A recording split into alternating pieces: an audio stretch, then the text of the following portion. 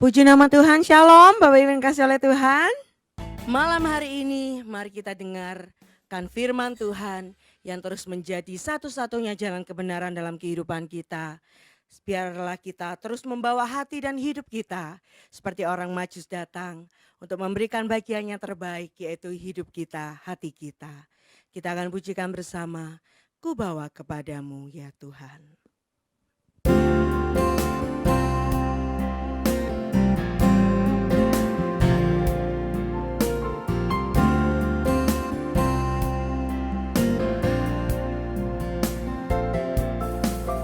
Ku bawa kepadamu,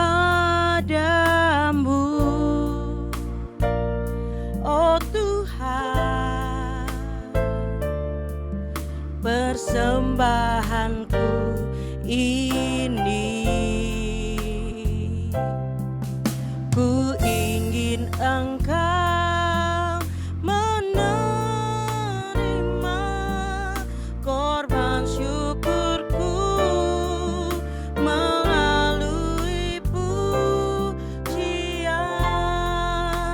Ku bawa kepadamu, ku bawa kepadamu, oh Tuhan, persembahanku ini. Ku ingin Engkau menerima korban syukurku melalui pujian. Takkan pernah ku bawa, takkan pernah ku bawa selain yang terbaik, yang harum dan sejati di hadapan matamu. Yesusku, terimalah korban syukurku ini, yang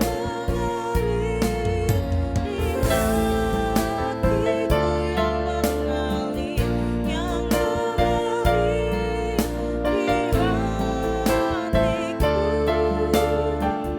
yang mengalir di hatiku, yang mengalir di hatiku, sebagai persembahanku. Untuk doa sebelum firman kami serahkan kepada Dia. Terima kasih Bapa, penyertaan-Mu dari awal ibadah kami hingga saat ini Tuhan. Kami mau mempersiapkan hati dan pikiran kami untuk menerima berkat firman-Mu. Kami percaya Tuhan, Kau mengurapi setiap kami. Kami belajar untuk duduk diam Tuhan, mau dibentuk oleh firman-Mu hari ini.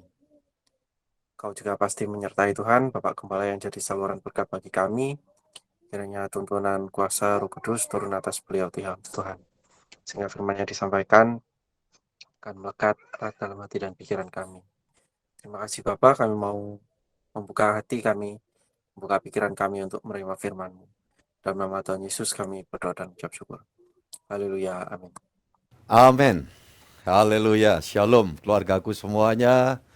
Puji Tuhan, hari ini hari istimewa buat setiap saya dan saudara, karena kita terus menikmati suasana peringatan hadirnya Sang Natal di dalam kehidupan kita masing-masing. Entahkah saudara terpanggil untuk menunaikan tugas panggilan hidup sebagai awam atau rohaniwan, sama-sama kita layak mengucap syukur untuk anugerah kebaikan yang Tuhan berikan kepada kita. Oleh karena melalui peristiwa Natal yang maha agung itu, saudaraku yang dikasihi Tuhan, kita semua dapat menikmati keberadaan selagi di dalam dunia ini penuh dengan kepastian. Ya, sekali lagi penuh dengan kepastian. Dan yang kemudian kita dibawa kepada pemahaman hidup ini ada tujuannya. Ya, hidup yang bertujuan sama artinya bahwa hidup kita itu berarti. Kalau sampai orang tidak mengetahui tujuan hidup, maka sama halnya hidup menjadi tidak berarti, tidak ada artinya. Nah, tidak demikian dengan kita orang percaya, orang beriman. Ya, bahwa kita semua memahami tujuan Allah dalam hidup kita orang percaya. Nah, saudara, ketika kita berada dalam tujuan itu, maka kita akan tahu hal-hal yang harus kita lakukan. Karena orang yang bertujuan tentu prepare, ya, menyiapkan hal-hal yang perlu disiapkan. Nah, ketika itu kita kerjakan, di sanalah kita akan melihat dampak dari kehidupan yang berarti. Nah, apa dampak dari kehidupan yang berarti? Tidak lain dan bukan adalah kehidupan yang bahagia. Saudaraku yang dikasihi Tuhan. Ya, jadi ini ada keterkaitan. Keterkaitan di dalam kehidupan karena koneksitas antara kita dengan Tuhan. Ya, itulah pokok pikiran yang akan kita sama-sama geluti malam hari ini. Dan doa harapan saya setiap kita bahagia. Bukan karena dengar lagu Natal semata, bukan karena sudah melihat ada pohon terang, pohon Natal semata, tetapi bahagia kita karena Tuhan kita Yesus sumber bahagia dari sejak 2000 tahun silam lalu, ya, mendekatkan dirinya dengan kita. Nah, jadi kemudian langkah berikutnya kita merespon dia. Nah, itu yang membuat bahagia. Kalau bahagia karena dengar lagu Natal, lihat pernak-pernik Natal, wah, saya pikir sengsara. Jadi Kristen bahagianya hanya di sekitar barangkali pertengahan November sampai akhir Desember atau awal Januari. Setelah itu sama sekali tidak menikmati bahagianya hidup, maka ya kita adalah orang yang paling rugi. Oke, saudara-saudara, itu merupakan pengantar dan saya akan menginfokan kepada saudara setelah beberapa saat ini. Saya mendengar kira-kira 4 hari lalu dirilis sebuah berita yang tentu dapat dipertanggungjawabkan dari salah satu lembaga, ya, suatu lembaga Institut Semeru yang memberikan satu pokok pikiran yang dirilis dari sejak tahun 19 berapa sampai kemudian 2015. Maka ada kalimat ini, tolong perhatikan, dan itu bukan pokok khotbah saya hari ini, bahwa 40% anak-anak dari, maaf ya, itu statement yang dibuat ya, dan bisa dipertanggungjawabkan. Anak-anak dari keluarga miskin, 40% berikutnya juga akan mengalami kemiskinan. Ya. Dan itu seolah menjadi satu jebakan kemiskinan di dalam kehidupan ini. 40% lebih bahkan. Nah, penyampai, saya tidak perlu jelaskan sekarang kecuali hari Minggu nanti, bahkan saya akan sampaikan itu, siapa yang bicara, dan tentu berdasarkan data. Tapi di penghujung catatan itu tidak ada solusi yang berarti. Ya, memang ada beberapa catatan, tapi menurut saya tidak komplit. Statement-statement itu suatu kebenaran karena fakta yang didukung dengan data. Nah, saudara-saudara yang dikasih Tuhan, tentu melonjak dalam hati pikiran saya seorang hamba Tuhan. Saya bilang saya ini pendampingnya anak-anak Tuhan, ya salah satu yang dipasang oleh Tuhan seperti itu. Maka tentu suatu beban buat saya, karena doa dan harapan saya hidupnya anak Tuhan itu harus bahagia, ya, dan tidak kemudian diikat dengan suatu mata rantai jebakan kemiskinan yang tidak ada penyelesaiannya. Ya. Dan itu sebabnya dari situ saya akan kembali kepada firman berdasarkan juga fakta. Itu semua bisa dimungkinkan terjadi adanya suatu perubahan yang signifikan.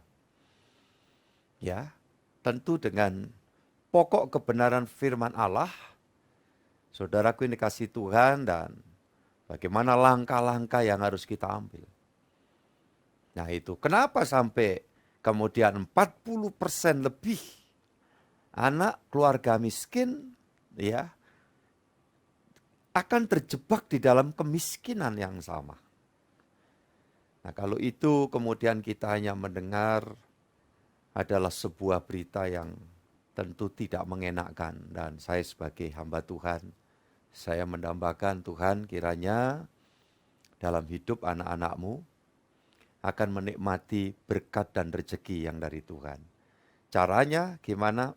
Hari Minggu kita akan bersama-sama belajar dalam hal ini. Ya, saya akan kemukakan juga videonya. Siapa yang akan bicara itu. Dan saudara-saudara itu yang dikasih Tuhan, dan kita minta hikmat Roh Kudus untuk bukan cuman mengetahui bagaimana solusinya, arah ke solusi itu, tetapi juga Roh Kudus kiranya memampukan kita untuk mengaplikasi diri. Baik sebagai orang tua dan juga yang saat ini masih berposisi sebagai anak di bawah pengampu orang tua. Nah, saudara-saudara, tidak ada yang terlambat bagi Tuhan. Dan bagi Yesus sanggup melakukan yang terbaik. Yang percaya angkat jempol saudara, katakan amin. Oke, puji Tuhan. Selamat melayani untuk anak rohani, rekan sekerjaku, ya, Diaken Juli Raharjo. Saudara-saudara yang dikasih Tuhan, kita bersama melihat dalam perjanjian baru pada hari ini. Di dalam Injil Lukas pasal 2 ayat 14, saya silakan untuk dibaca. Lukas 2 ayat yang ke-14. Kemuliaan bagi Allah di tempat yang maha tinggi, dan damai sejahtera di bumi di antara manusia yang berkenan kepadanya. Semua katakan amin. Ya, ini berita Natal. Saudara-saudara yang dikasih Tuhan, kemuliaan bagi Allah di tempat yang maha tinggi dan damai sejahtera di bumi di antara manusia, saya dan saudara yang berkenan kepadanya. Ya, puji Tuhan. Kalau masing-masing ada pada kedudukannya ini, Allah ditinggikan, Allah dimuliakan, ya, dalam bahasa Jawa itu lebih mendasar, ya, dilenggahke. Karena memang Allah sebetulnya maha mulia, dia maha besar, ya, maha ajaib segalanya. Tetapi ciptaan ini tidak tahu, ya, memposisikan Allah sebagai Allah. Karena ketika dosa masuk, manusia mengalahkan banyak hal. Nah, ini catatan kita. Jadi pada waktu manusia sudah diperbudak oleh dosa, ya, saudaraku, manusia ada kecenderungan mengalahkan apa saja yang dianggap menguntungkan dirinya. Nah itu, saudaraku, ini cara berpikir orang berdosa. Makanya ya itu yang terjadi. Dan tidak jarang di era modern itu sekarang ini maksudnya, ya, orang kemudian bisa mengalahkan, maaf ya, segelintir orang kepada kekuasaan. Segelintir orang yang lain mengalahkan kepada satu kesuksesan. Iya, maka hati-hati. Kalau dalam kekristenan itu yang difikirkan standar rohani yang hebat ditandai dengan barangkali ya menjadi orang yang sukses. Dijebak dalam jebakan kemiskinan juga tidak. Ya, tidak seharusnya dan itu bisa diperjuangkan tentu atas pertolongan Tuhan kita Yesus. Tetapi mengalahkan kesuksesan, keberhasilan itu juga adalah usaha penyesatan iblis dalam kehidupan manusia. Orang berhasil tidak salah. Ya, jadi jangan keliru. Saudaraku yang dikasihi Tuhan. Orang sampai kepada jenjang sukses, ya apalagi kalau jalan yang ditempuh benar, kemudian bisa memanage secara baik, semakin dia sukses, semakin dia ngelenggahke Gusti Allah, ya di tahtanya, meninggikan Allah dengan segenap hati yang merendah, kenapa tidak? Ya, jadi saudara-saudara nanti jangan menganggap bahwa barangkali ini konsep hamba Tuhan ini anti kemapanan. Oh, sama sekali tidak. Saya tidak pernah mendoakan supaya anak-anak Tuhan, orang percaya, ya hidup harus hanya mikul salib saja. Karena pasti enggak. Ya, Tuhan bilang pikul salib, ada sejahtera kekuatan Tuhan yang mengimbangi, memenuhi di dalam kehidupan orang percaya. Nah ini yang harus saya dan saudara pahami. Kalau ada cara berpikir bahwa selayaknya hanya salib, hanya penderitaan, hanya kesusahan di dalam hidup. Ya saya tidak sependapat. Orang akan berkata, oh itu tidak Injil sepenuh Pak. Kecuali ya Injil sepenuh bersinar ya di balik papan. Iya. Puji Tuhan. Keluargaku rekan hamba Tuhan Pendeta Maruhum ya, sepintas saya lihat tadi ada GBIS bersinar ya. GBIS bersinar. Nah, ini gembalanya adalah Pendeta Maruhum. Ya, Tuhan memberkati. Puji Tuhan. Kalau orang hanya berpikir bahwa ikut Tuhan itu sukses, Abraham sukses, ya seperti itu juga tidak sepenuhnya dalam kebenaran. Karena hidup itu antara salib dengan damai sejahtera itu ya sebanding. Gitu loh. Artinya apa? Ada salibnya, ada penderitaannya, ada kesusahannya. Tidak mungkin Tuhan tidak memberikan penguatan, pertolongan, damai sejahtera, bahkan kemuliaan. Tidak mungkin. Maka ada istilah di balik salib ada kemuliaan. Nah ini supaya kita ya objektif saudara-saudara yang dikasihi Tuhan. Nah yang menjadi masalah kalau orang mengalahkan ya apa saja yang membuat dia jadi berbelok arah, tidak meninggikan Allah. Nah itu masalah. Tetapi kalau sudah meninggikan Allah, menempatkan Allah di tempatnya dan kita tahu diposisikan oleh Tuhan bahwa hidup kita ini ya diperkenan olehnya. Ya diperkenan ini karena Allah berkenan terhadap kita. Jadi bukan karena kita sukses meraih sampai kemudian berkenan, itu sebetulnya tidak. Kenapa? Manusia tidak ada yang tidak belepotan. Ya, untuk itulah dia yang benar, Yesus yang tidak berdosa dan tidak mengenal dosa. Ya, dikatakan dalam 2 Korintus 5 ayat 21 dijadikan berdosa supaya kita yang berdosa dibenarkan oleh Dia. Kemudian dalam Roma 5 ayat yang ke-10 di sana dikatakan ketika kamu masih seteru telah diperdamaikan dengan Allah oleh Sang Firman, Sang Natal, yaitu Tuhan kita Yesus Kristus. Jadi perkenanan itu datangnya dari Dia. Kita hanya sebatas berkontribusi sedikit apa? Merendahkan hati, menghargai kasih karunia, anugerah Allah itu. Dan di situ kita kemudian diperkenan oleh Allah.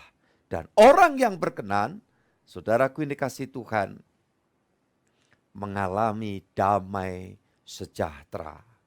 Iya, bahasa sederhananya apa? Bahagia. Nah, jadi kalau kita sudah dalam perkenanan Tuhan, ya, kenapa tidak bahagia di dalam hidup? Mungkin salah cara berpikirnya.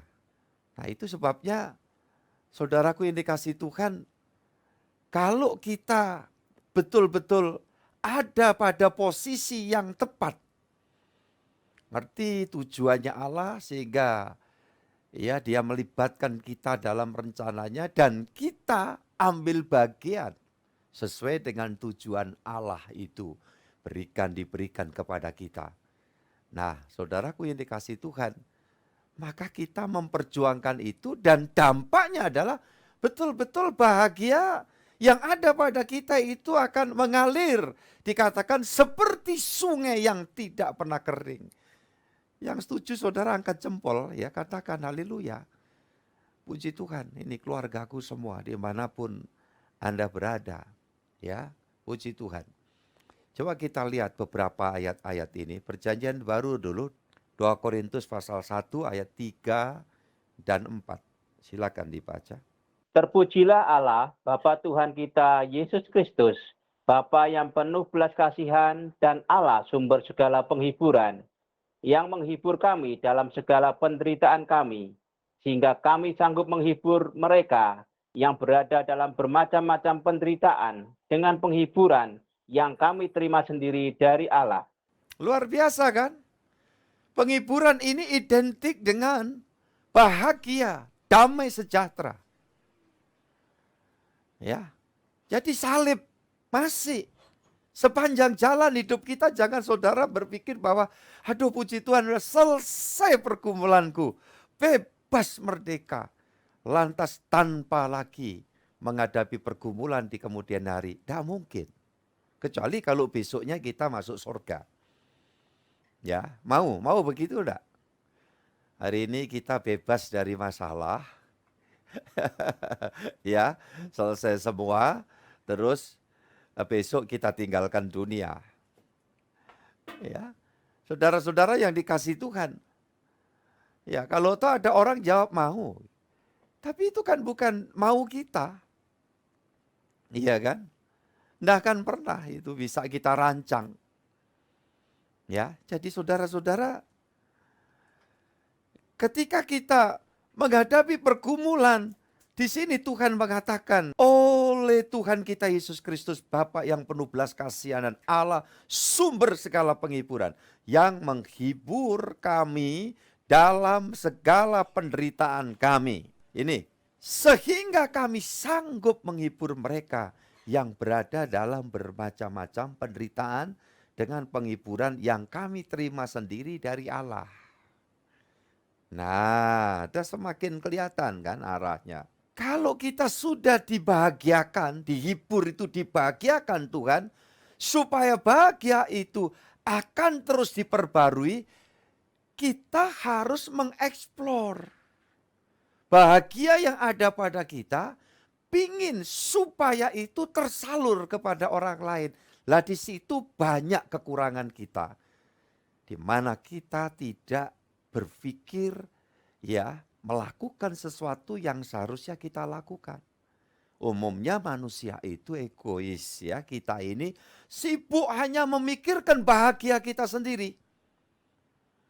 Nah di situ masalahnya, sehingga bahagia yang Tuhan berikan itu bisa dalam bahasa sedikit ilmiahnya ya expired date, sudah masuk dalam masa kedaluarsa. Sebetulnya bahagia, sebetulnya sesuatu yang bagus, tetapi kalau sudah kedaluarsa, ya, Tuhan maunya dia terus memperbarui. Dia alirkan kepada kita, kita mengalirkan kepada yang lain. Makanya diilustrasikan kenapa laut mati itu asinya nggak kepalang.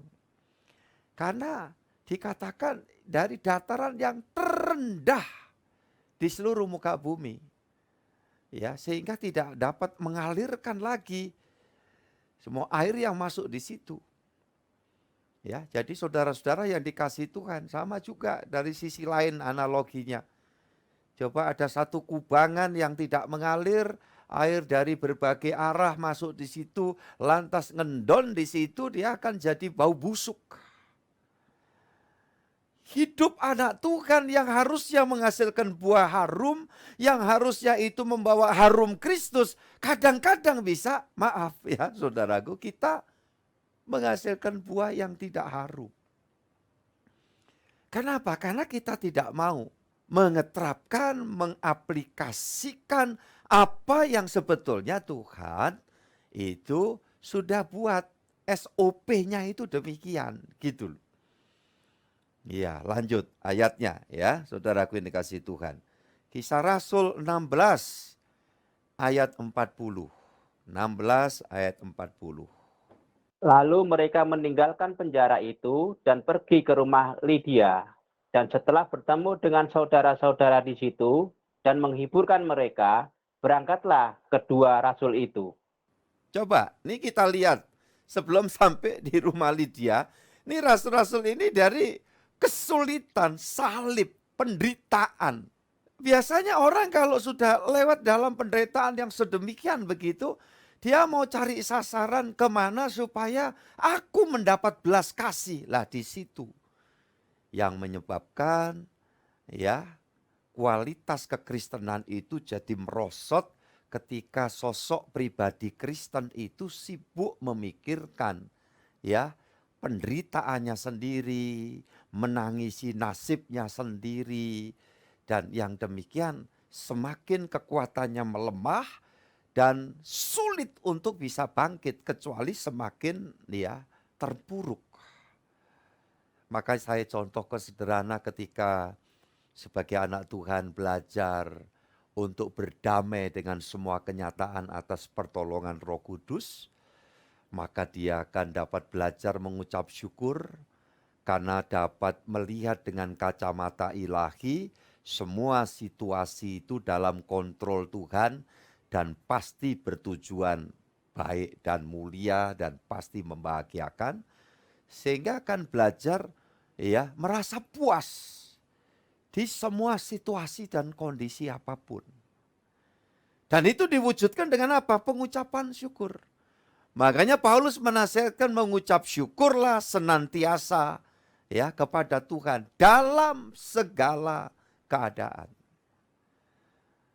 Nah, itu menunjukkan apa? Rasa puas. Ketika dia puas, kita puas karena kita sudah memahami itu dengan kacamata ilahi.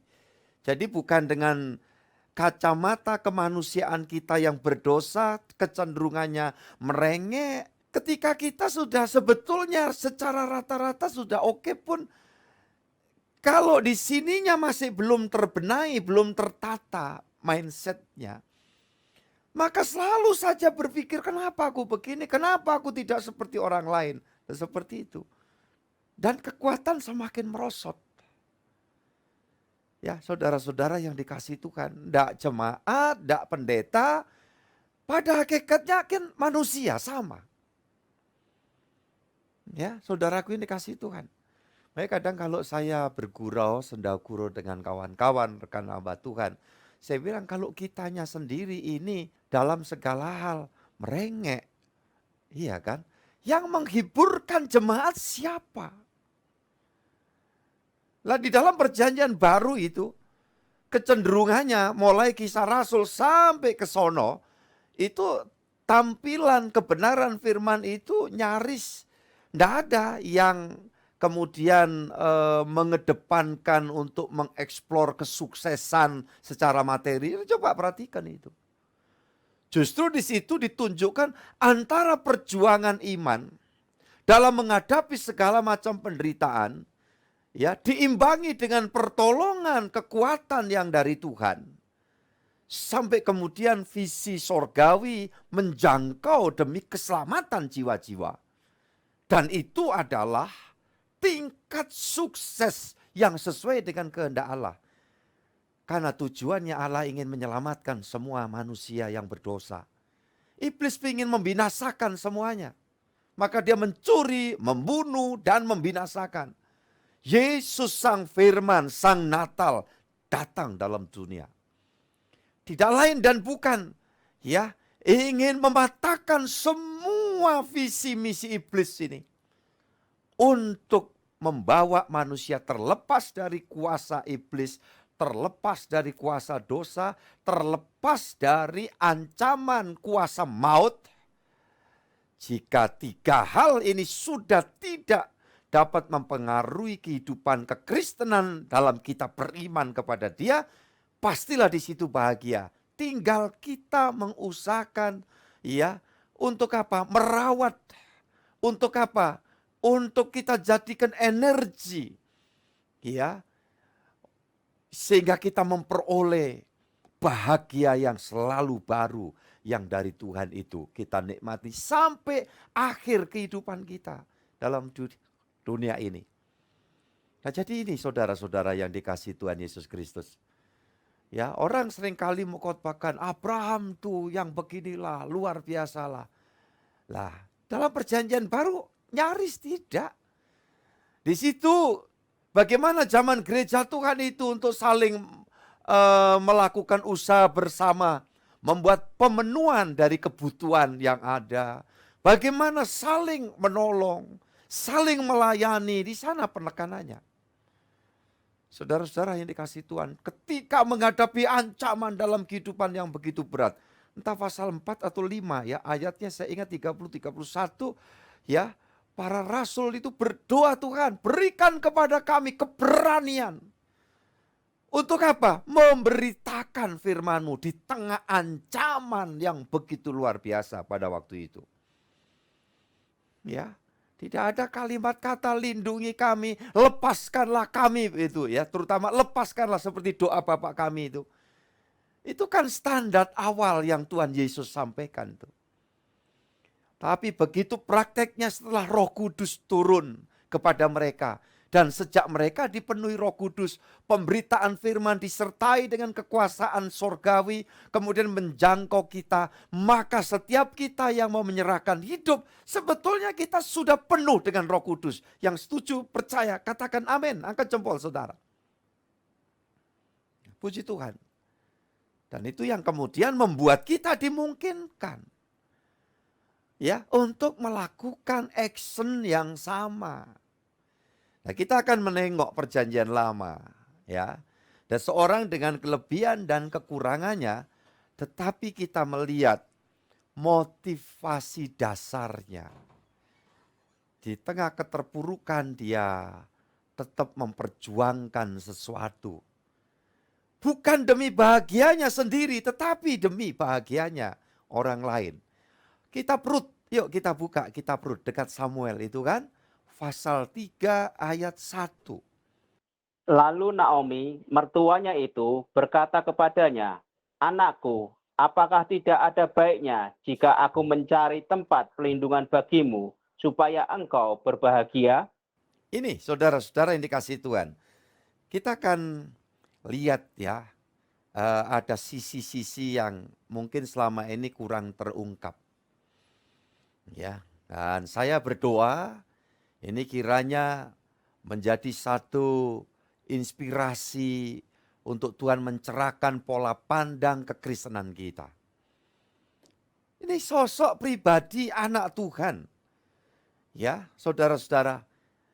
Perjanjian lama tapi rasa perjanjian baru. Barangkali ini saya pinjam istilahnya anak-anak muda. Ya kan, perjanjian lama tapi berasa perjanjian baru.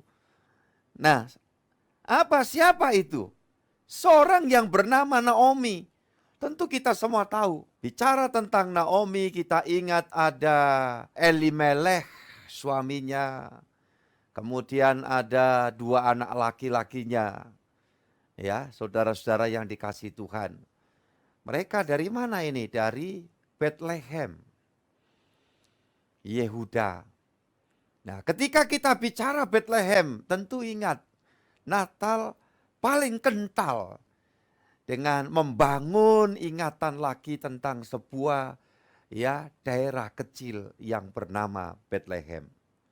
Karena dari sanalah Sang Juru Selamat itu disebutnya lahir di Bethlehem. Tentang kenapa Pak mesti di Bethlehem, kenapa Pak mesti di Israel hadir Natal atau lahirnya, saya sudah khotbahkan kemarin. Ya kan? Demi pemenuhan janji Allah kepada keturunan Abraham. Maka Allah memberikan perhatian secara khusus. Ya, supaya tidak digugat. Tuh, Allah itu begitu.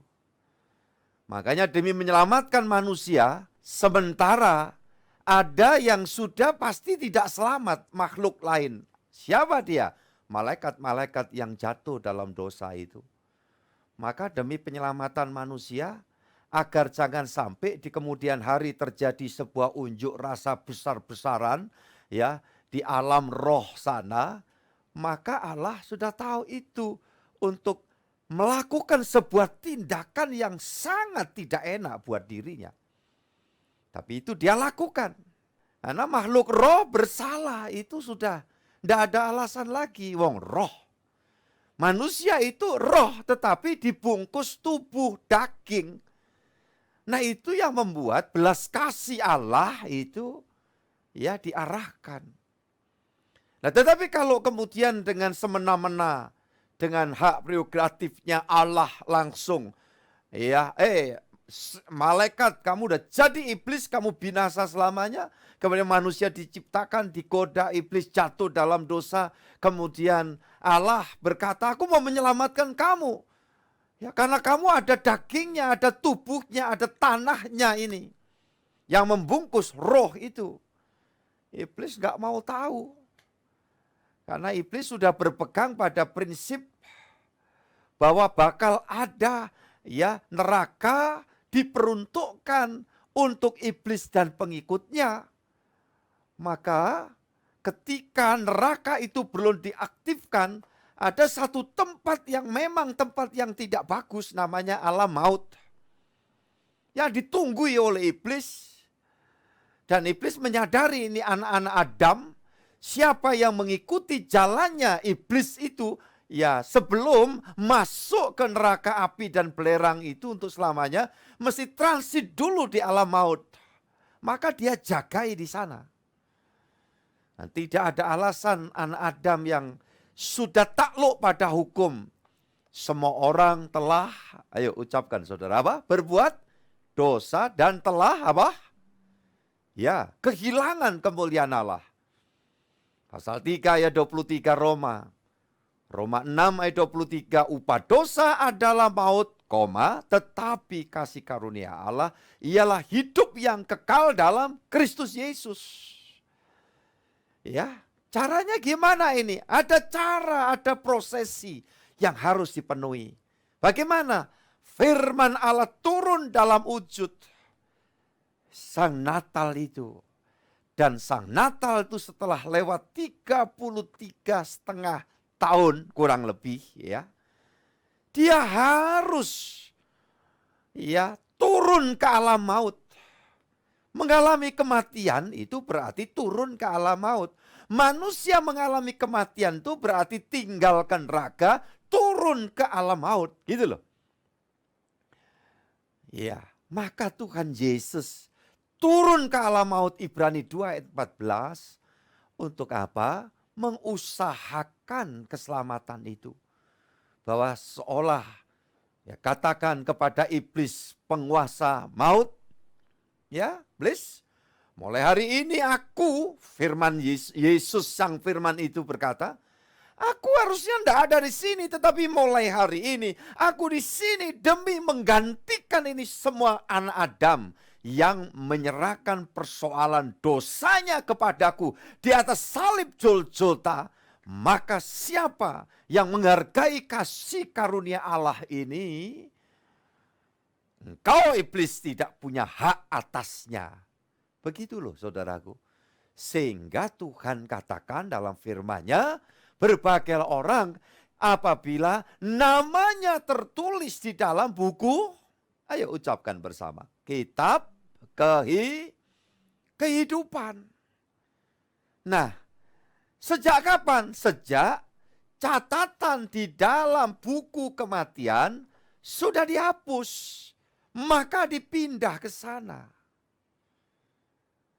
Luar biasa.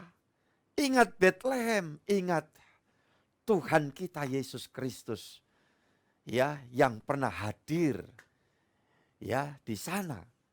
Saudara-saudaraku yang dikasihi Tuhan. Tetapi umat bangsa pilihan secara jasmani, secara daging keturunan Abraham justru menolak kehadiran Sang Firman yang berbaik hati, mengusahakan keselamatan mereka. Ya, Allah dengan sabarnya mengalihkan perhatiannya kepada bangsa-bangsa yang lain. Untuk diselamatkan, siapa? Yang menyerahkan persoalan dosanya. Maka mati tidak perlu masuk maut. Sekali lagi, yang menyerahkan persoalan dosanya kepada Tuhan kita Yesus Kristus dalam Kolose 2 ayat 15. Memakukan semua surat hutang dosa kita di atas salib Golgota. Kita satu waktu mati tidak perlu masuk maut. Tetapi Yesus berkata, aku menyediakan tempat di sana. Dan tempat itu untuk kita sampai saatnya masuk di dalam Yerusalem baru yang turun dari sorga. Tempat itu disebut Firdaus, sorgawi. Nah, saudara-saudara, kekristenan jelas. Ya, asal kita mau belajar. Sehingga kalau kita ngerti ini, kita akan memahami tujuan kita berkristen, tujuan kita beribadah, tujuan kita bergereja. Tidak semata-mata yang menjadi tujuan utama sakit, mau sembuh, mukjizat, melarat, mau jadi kaya raya, ya, yang biasa-biasa, mau jadi yang berkuasa. Boleh kalau Tuhan mau kasih itu cuma sekedar bonus dalam kesementaraan. Kalau dikategorikan mukjizat, nyaris mati kemudian dihidupkan, salah satunya saya. Tetapi saya tidak memberhalakan itu menjadi mukjizat yang wah ini besar, tidak. Karena yang saya harusnya mati tahun 1979, ternyata sampai hari ini masih dikasih kesempatan hidup supaya saya tahu hidup ini adalah kesempatan untuk memuliakan Allah, melayani Allah dan melayani sesama. Ya, saudara-saudaraku yang dikasihi Tuhan, yang dikonsepkan dalam pemikiran Naomi memikirkan agar Ruth bahagia. Para rasul memikirkan agar jemaat mendapat penghiburan, penguatan, mendapatkan bahagia walau di tengah berbagai macam derita. Itu tujuan yang harus dimiliki oleh setiap anak Tuhan ketika ngerti kedudukan keselamatan yang diusahakan Tuhan itu. Kalau yang sibuk cuma cari ini kekuasaan, kekayaan, demi toko laris saja harus berpuasa berhari-hari, demi kedudukan pangkat harus memperjuangkan puasa, doa di atas gunung dan sebagainya. Saya katakan itu buang-buang energi untuk tujuan yang salah. Ya, saudaraku yang dikasihi Tuhan, nanti minggu saya harapkan kita akan belajar.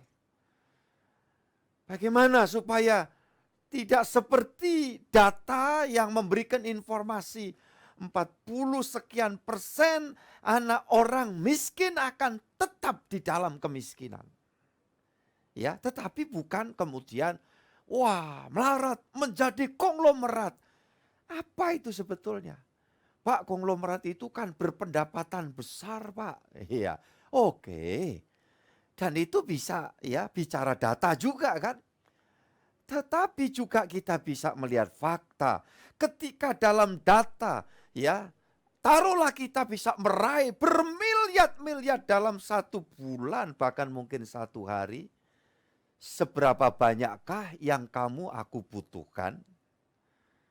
Coba renungkan itu. Saudara-saudara yang dikasih Tuhan, maka kalimat doa Bapa kami berikan kepada kami, makanan kami yang secukupnya pada hari ini adalah merujuk dari peristiwa pemeliharaan Allah kepada bangsa Israel selama 40 tahun di padang gurun. Tanpa dapat bekerja, bercocok tanam, dan sebagainya. Tetapi pemeliharaan Tuhan itu nyata. Bahkan di situ Tuhan ngajarkan jangan sampai kita ya dirasuki oleh roh rakus. Itu ditulis dalam bahasa Perjanjian Lama. Ketika Tuhan bilang ambil secukupnya mana ya untuk hari itu, kecuali kalau persiapan esok itu hari Sabat, barulah kamu mengambil 2 bagian untuk hari ini dan esok. Tetapi ketika ada orang mencoba-coba, esoknya bukan Sabat dan harus mengambil lebih dari bagian yang dibutuhkan, dikatakan besok pagi-pagi dilihat, ya suatu makanan yang sangat berharga itu berubah menjadi ulat. Bahasa Jawanya itu ngeset, jadi belatung. Saudara coba pikirkan itu. Nah sebetulnya saudara yang dikasih Tuhan, kalau kita ngerti, memahami itu, maka kita akan melakukan, oh saya mau doa puasa, saya mau sungguh-sungguh, saya hidupku lebih berkenan, supaya aku dimampukan Tuhan untuk membahagiakan banyak orang. Nah itu baru. Tetapi kalau cuma sekadar untuk kaitan dengan bisnis kita, usaha kita, saudaraku ini kasih Tuhan, ya hiduplah dalam ketekunan, kesetiaan. Ini kira-kira introduction yang saya perlu sampaikan besok. Bagaimana mencapai, apa arti ketekunan itu. Ya, minggu, jangan ada yang lewatkan. Nah, saya pikir boleh saudara berbagi link seperti beberapa saudara yang menginfokan ke saya. Bagikan link kepada sanak familimu, kepada kolega. Siapa tahu ada segelintir orang ya yang sudah saatnya dicerahkan oleh Tuhan. Nah itu, dan itu bagian tindakan. Perkara responnya sejauh mana itu oke lah, terserah. Itu di luar kita. Tapi ketika kita melangkah, tindakan seperti yang dilakukan seorang Naomi, saudara yang dikasih Tuhan, ya ada perhitungannya sendiri di mata Tuhan. Ya, ini yang harus saudara pikirkan. Ya, bagaimana seorang Naomi berpikir, aku sebaiknya untuk mencarikan ya pelindung dengan kata lain dalam sebuah pelajaran Perjanjian Lama itu penebus. Penebus itu adalah ketika seorang itu dalam budaya ya Israel itu dalam keadaan sendirian karena pasangan diambil oleh Tuhan itu, maka ada bagian family yang memang secara jalur itu menjadi satu keharusan untuk menjadi satu penyelamat. Ya, mengambil dia menjadi istrinya jika itu dimungkinkan. Nah itulah di sana saudaraku ini kasih Tuhan. Makanya sempat ditanyakan dalam Perjanjian Baru ketika ada seorang istri menikah, suaminya meninggal, kemudian digantikan oleh adiknya meninggal lagi, kemudian digantikan oleh adiknya yang berikut. Itu karena tradisi. Dalam Perjanjian Lama seperti itu. Pertanyaan dalam Perjanjian Baru itu kemudian nanti di dalam kehidupan di sana, siapa yang menjadi suami dari perempuan ini, sedangkan 7 bersaudara laki-laki sudah sempat menjadi suami dari perempuan itu. Yesus menjawab, dan jawaban itu sekaligus memberikan sedikit rahasia ya bahwa isi dan aktivitas sorgawi itu bukan lagi kawin-mawin. Ya, dikatakan di sana tidak ada lagi kawin-mawin. Ya, jadi kalau ada yang punya pandangan, keyakinan, konsep sorganya bagaimana, yaitu wong keyakinan lah, monggo. Tetapi dalam kekristenan sudah jelas. Di sana tentang apa kurang lebih adalah kebenaran, sukacita, damai sejahtera oleh Roh Kudus. Itu suasana sorga yang akan kita masuki. Makanya kalau kita di posisi di sini benar, sudah tahu ya, mengagungkan Tuhan, kita dalam posisi dalam perkenanan Tuhan, maka tadi dalam ayat pasal 2 ayat 14 Lukas, damai sejahtera itu kita nikmati. Saudaraku yang dikasih Tuhan, ya. Apa? Suasana sorga yang akan kita masuki kelak itu masuk ke kita sekarang. Saya hanya sekedar mengingatkan lagi kalimat yang saya gunakan dulu, ya. Masuk sorga itu besok, tapi sorga masuk kita itu sekarang. Ucapkan bareng dengan saya. Saya masuk sorga itu besok, maksudnya besok-besok ya. Masuk sorga besok-besok, sorga masuk saya sekarang. Yuk bareng yuk, 1, 2, 3. Ya, masuk sorga besok-besok. Sorga masuk saya sekarang. Amin, haleluya. Puji Tuhan ya, itu luar biasa. Dan ini yang seharusnya menjadi tujuan pokok di dalam kekristenan. Ya, jadi sekali lagi jangan buang-buang energi untuk hal-hal pencapaian yang ada dalam dunia ini. Kalau kita dalam posisi yang benar, nanti minggu kita akan geluti bersama. Saya percaya di mana ada berkat, di dalamnya ada rezeki. Ya, itu sudah kita sisihkan dulu untuk ya hari Minggu. Puji Tuhan, saudaraku yang dikasih Tuhan. Tapi sekarang ini bagaimana yang seharusnya kita lakukan? Kalau kita bahagia, kita ingin membahagiakan orang lain. Nah nanti berkat dan rezeki tentu masih ada kaitannya. Saudara-saudara yang dikasih Tuhan Yesus Kristus, ya. Nah, jadi tadi saya sedang menjelaskan dalam budaya Israel itu seperti itu. Maka seorang Naomi yang selama ini banyak dikhotbahkan, Naomi dan Elimelek itu cuma sekedar salah jalan gitu ya. Di tengah kesulitan di Israel, dia tinggalkan Bethlehem. Arti Bethlehem itu rumah roti. Ya, Bethlehem itu kira-kira pengucapannya begitu. Jadi Bet itu rumah, Lehem itu roti. Ya. Lebih tepat apa? Pabrik roti. Nah, ketika terlambat produksi, harusnya mbok tahan dulu di situ. Tapi Naomi dan Elimelek gak tahan kan, gitu kan ceritanya. Dia tinggalkan Bethlehem, dia pergi ke Moab. Dan itu saja yang dikhotbahkan selama ini. Dan tidak salah, namanya pewahyuan itu terus ya.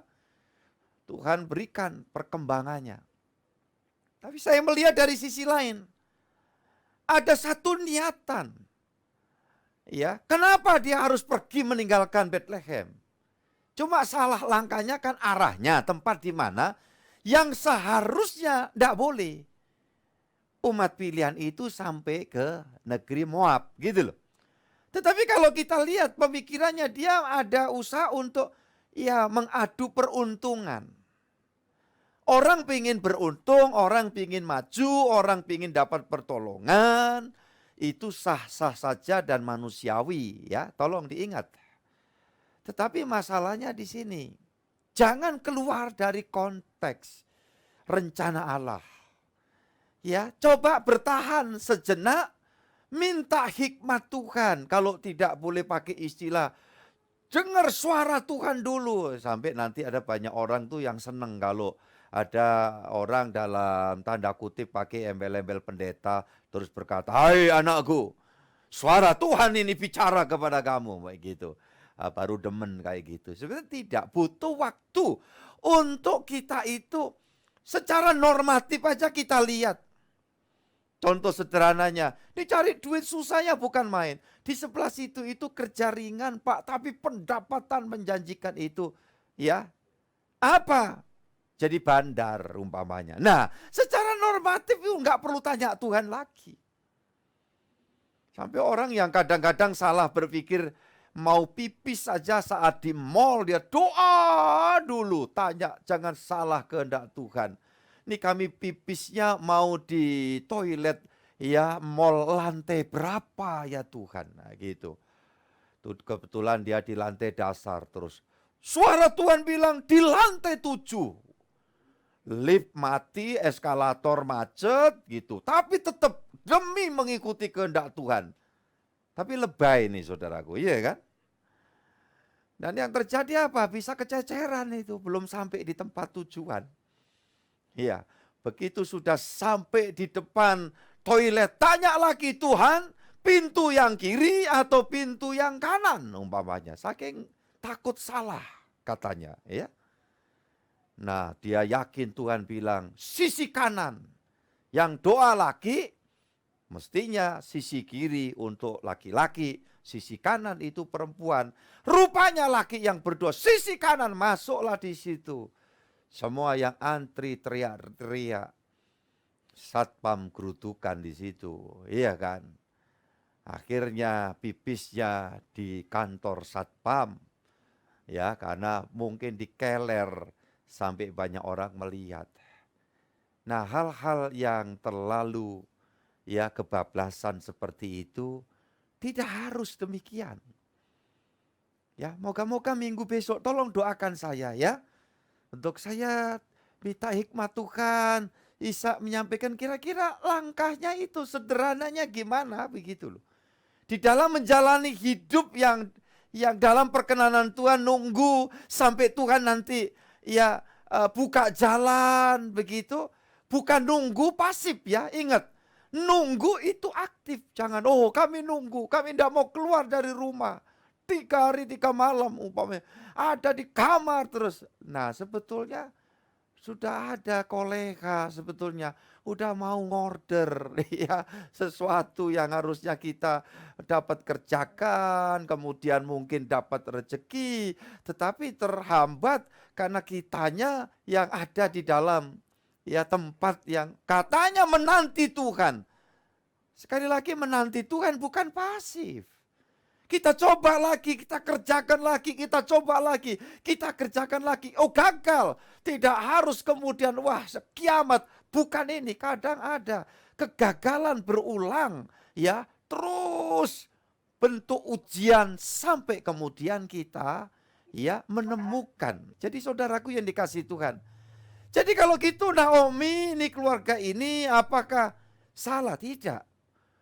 Dia mencari peruntungan. Ya. Jadi ada tipikal orang yang terus ya dia tidak mau menyerah begitu saja. Nah, tetapi kalau kita mau lihat intinya di pasal 3 itu dalam pemikirannya dia gimana orang lain bahagia. Ini padahal bekas mantu. Rut 1 ayat 14, silakan Pak Juli Rajo ya di penghujung ini ayo kita lihat beberapa ayat dalam kitab Rut. Pasal 1 ayat 14, silakan.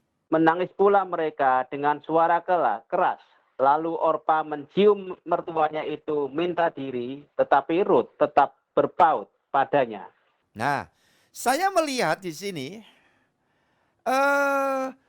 selama Rut dan Orpa menjadi mantunya Naomi, saya yakin ya ada satu hubungan yang baik. Karena kita bisa melihat nanti ayat yang tadi kita baca 3 ayat 1 itu. Dia berpikir bagaimana bahagianya. Dan saya berkeyakinan juga bahwa Naomi tidak pilih kasih dalam hal ini. Ya, dia memberikan perhatian kepada dua-duanya, tetapi kadar ya penangkapan seseorang terhadap kasih dari orang lain itu beda-beda satu dengan yang lainnya. Kayak ada orang mencret ya, yang satu minum nyudiatap 2 biji sembuh, tetapi yang lain minum nyudi atap sampai 4 belum apa-apa. Nah, di situ gambarannya daya serap tubuh ya, dari reaksi obat yang satu orang dengan yang lain beda. Begitu juga orang menanggapi pertolongan Tuhan lewat siapa umpamanya. Ada yang terkesan, aduh aku merasa berutang budi. Nah, itu tipe gitu rada saya ya. Mungkin orang bilang melankolik, tetapi saya bilang ya seharusnya begitu. Untuk bisa melakukan sesuatu balik. Tapi ada orang yang menganggap sepi, ya sudahlah. Layak dia nolong saya gitu lah. Itu saudaraku yang kasih Tuhan. Mungkin ini Orpa. Ya, sudah selesai sudah. Dia balik. Naomi bilang dua-duanya, udahlah kamu mau baliklah. Ayat ini memberitahu kepada kita saudara-saudara yang dikasih Tuhan. Orpa meninggalkan Naomi tetapi Rut tidak. Ya tentu kita juga belajar melihat bahwa ada sesuatu yang nanti juga kita lihat. Model yang Rut ini juga dia akan menuai sesuatu yang baik. Orpa tidak dijelaskan lagi, hilang sudah selesai riwayatnya Tien. Enggak tahu bagaimana endingnya. Tetapi Rut bahkan sampai hari ini mengenal dia. Salah satu nenek moyang dari Sang Mesias yang datang ke dalam dunia ini. Ya, itu kalau tidak salah dalam Matius pasal 1 ayat 5 atau keberapa saudara nanti akan menemukan. Di sana ada Rut. Ya, jadi saudara-saudara yang dikasihi Tuhan Yesus. Lanjut Pak, ayat yang ke-15 apa di situ? Berkatalah Naomi, telah pulang iparmu kepada bangsanya dan kepada para ilahnya. Pulanglah mengikuti iparmu itu. Lanjut Pak, 16. Tetapi kata Rut, janganlah desak aku meninggalkan engkau dan pulang dengan tidak mengikuti engkau. Sebab kemana engkau pergi, ke situ jugalah aku pergi. Dan di mana engkau bermalam, di situ jugalah aku bermalam. Bangsamulah bangsaku dan Allahmulah Allahku. Ah, jadi saudara-saudara, kita melihat di sini sisi Naomi-nya ya.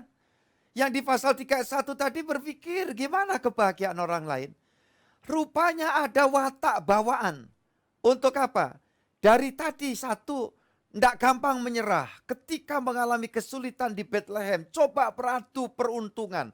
Dia melangkah apapun konsekuensinya. Walau memang ada nilai kelirunya di situ. Ya.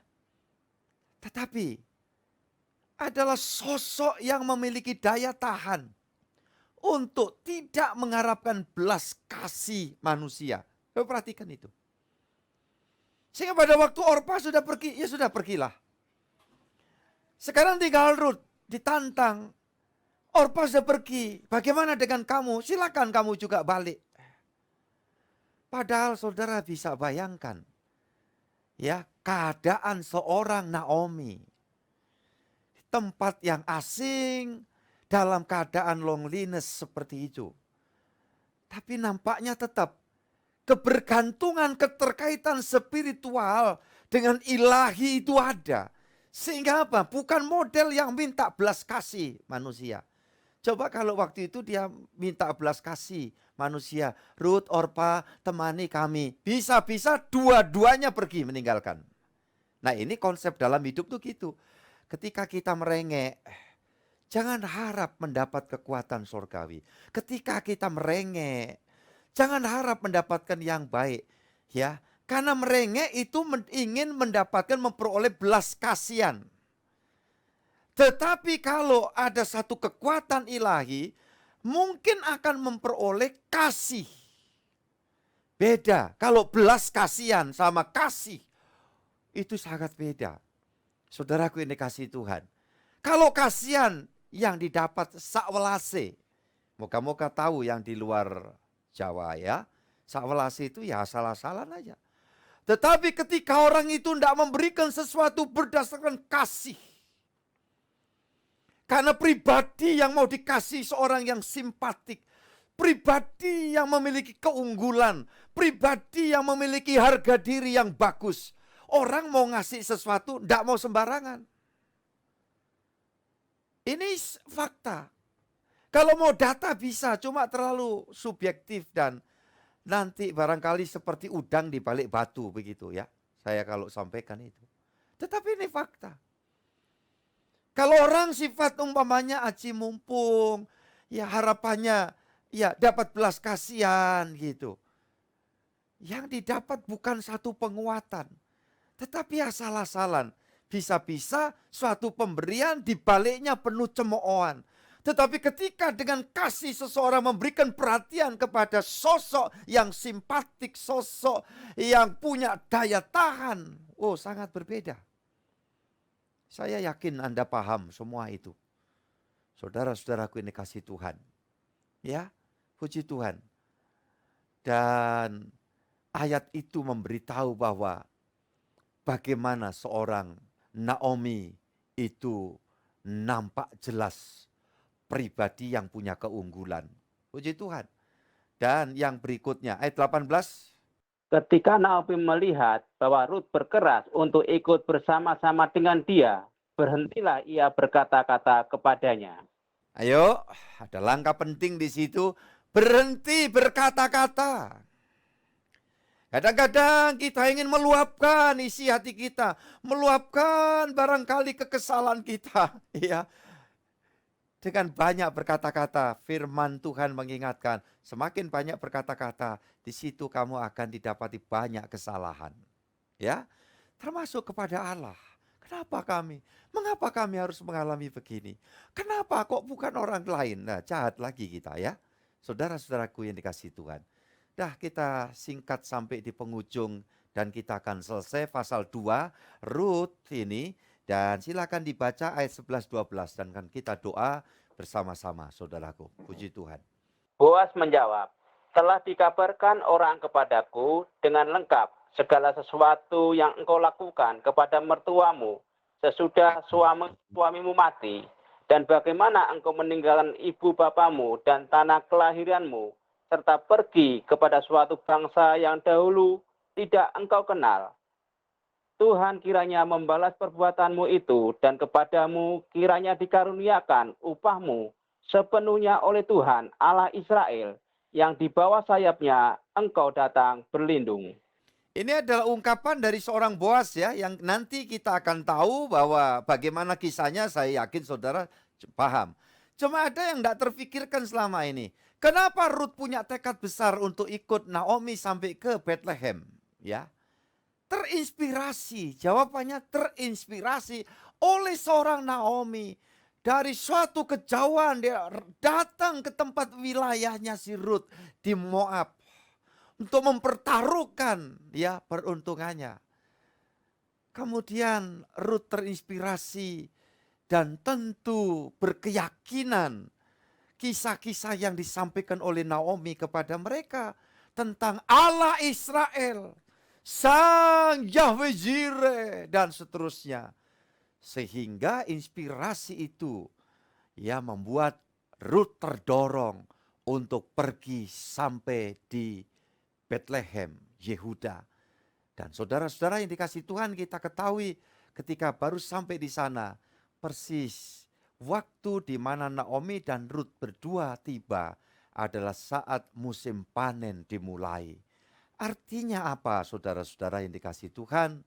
Perjalanan hidup kita boleh ada sengsara, boleh ada masa-masa pergumulan, masa sulit, tetapi setiap waktu Tuhan sanggup untuk memberikan kelegaan demi kelegaan, ya, pertolongan demi pertolongan. Dan biarlah Alkitab, kisah firman Allah, kisah Alkitab banyak memberikan inspirasi kepada kita untuk mempertaruhkan perjalanan hidup kita sebagai Kristen sejati di dalam kita melayani Tuhan dan sesama kita. Amin. Tuhan berkati kita. Sampai jumpa di hari Sabtu ya, pagi bersama Yesus. Dan kita akan doa syukur, tegur sapa sejenak. Nanti di penghujung saya akan silakan Ibu Retno nanti akan naikkan doa pengucapan syukur ya di tengah ibadah kita yang dituntun dan diberkati Tuhan. Mari kita tunduk kepala. Terima kasih Tuhan buat hari ini, kami bersyukur karena kami berada di bulan memperingati hadirnya di Kosang Natal. Dan hari ini kami yakin dan percaya Tuhan memberikan pencerahan kepada kami semua. Dan kami yakin ketika kami sudah menikmati kebahagiaan yang daripadamu sejak kami bertobat, sejak kami diampuni, ditebus oleh Tuhan. Kami terus berpikir bagaimana orang lain juga mengalami hal yang sama. Jika itu ada di dalam diri kami, oleh kekuatan Roh Kudus, maka dimungkinkan berkat damai sejahtera, anugerah bahagia akan terus menjadi baru di dalam kehidupan kami. Walau ada guncangan, pasti akan ada pertolongan dari Tuhan. Walau ada tekanan di dalam kehidupan ini, pasti penyediaan anugerah Allah dinyatakan buat setiap kami. Terima kasih Tuhan, kami song-song Natal dengan penuh syukur. Hari ini apa yang menjadi doa anak-anak-Mu, Tuhan yang menjawab. Untuk semua rekan sejawat kami, para hamba Tuhan. Ya Tuhan, dimanapun Tuhan utus tempatkan pelayan-pelayan-Mu ini berada, kami yakin urapan-Mu yang semakin besar terus ada di atas setiap keluarga besar kami, sahabat-sahabat kami dalam pelayanan, dan segenap keluarga besar jemaat dimanapun berada, dari usia yang paling muda sampai paling senior lanjut, semua terus diurapi oleh Tuhan. Dan kami ingin dipakai oleh Tuhan dapat mendatangkan penghiburan, penguatan, damai sejahtera, penyelamatan bagi banyak orang. Terima kasih ya Allahku, damai sejahtera-Mu turun atas kami, syafaat kami juga Indonesia diberkati oleh Tuhan. Hormat puji bagi Tuhan. Sekarang selamanya, semua yang baik dari Tuhan pasti Tuhan limpahkan atas kami. Dari sekarang sampai Maranatha, Tuhan datang 2 kali kelak untuk menjemput dan mengantar kami pulang ke Firdaus Sorgawi. Atas nama Bapa, Putra, dan Roh Kudus Allah yang Esa, dalam Tuhan Yesus Kristus. Bapa, terima kasih.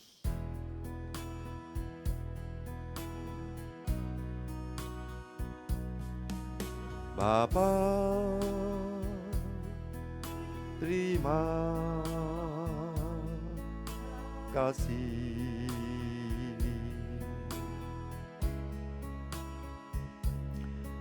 Bapa, terima kasih.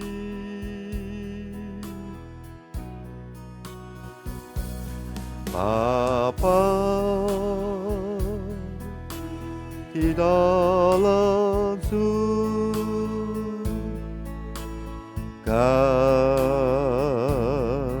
syukur,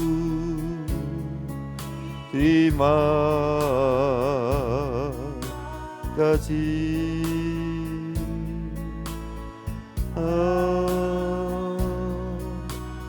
Amin. Amin. Tuhan memberkati semua keluargaku, terlebih semua rekan hamba Tuhan. Hormat saya kepada panjenengan semua. Terus semangat, urapan Tuhan pasti ada atas kita.